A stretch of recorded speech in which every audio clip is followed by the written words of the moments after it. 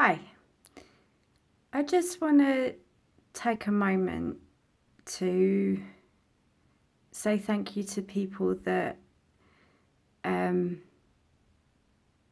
that are there for us that we don't realise.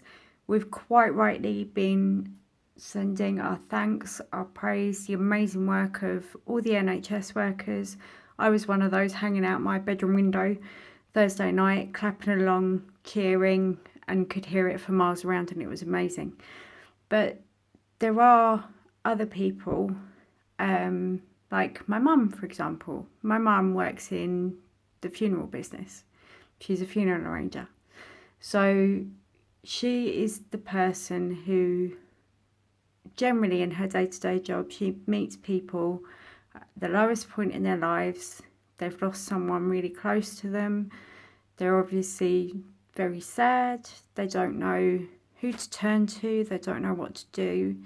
So they go into my mum's high street shop and basically say, help, I don't know what to do. And my mum's brilliant at it. She's been doing it for years. She loves her job. She's really compassionate, very patient, all the perfect qualities you need to be a funeral arranger. But right now, with everything that's going on, there are people still dying every day, as they always have, always will. It's one of the certainties of life. Not necessarily all, of course, dying of Covid-19. There are people with long-term illnesses. There are still people dying in accidents. But I think the worst thing for my mum and for others in the funeral industry at the moment is that they can't offer quite the same service as they would do. And that can be the really simple things like giving someone a hug, just holding their hand. We're not allowed to be that close to each other.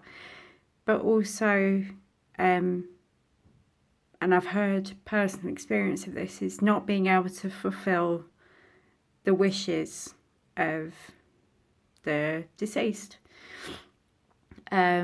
People have all these plans for their funerals, and the amount of people they want there, the flowers they want, the music.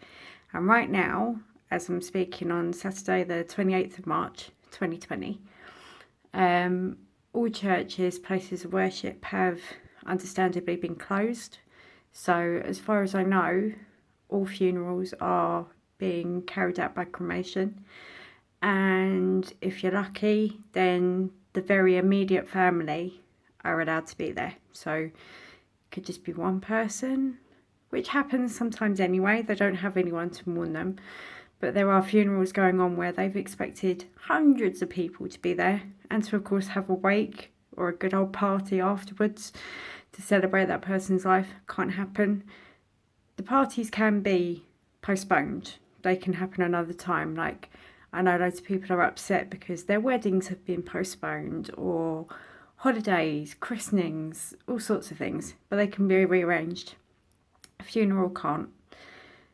So I guess what I'm just trying to say is that the superheroes we've got out there, the people delivering things that we need and take for granted, like food, also the things being delivered to the NHS. The NHS in itself is amazing.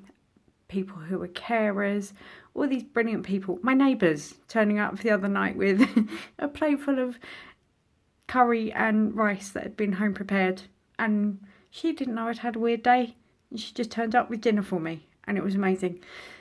There are some fantastic people out there. You'll be one of them. Whatever you're doing, just by staying home, by keeping your distance, by homeschooling your kids, how you're doing that, I don't know. I'm fortunate in a way. I don't have kids. I'm an auntie, and I can do that from a distance, and I'm good at that.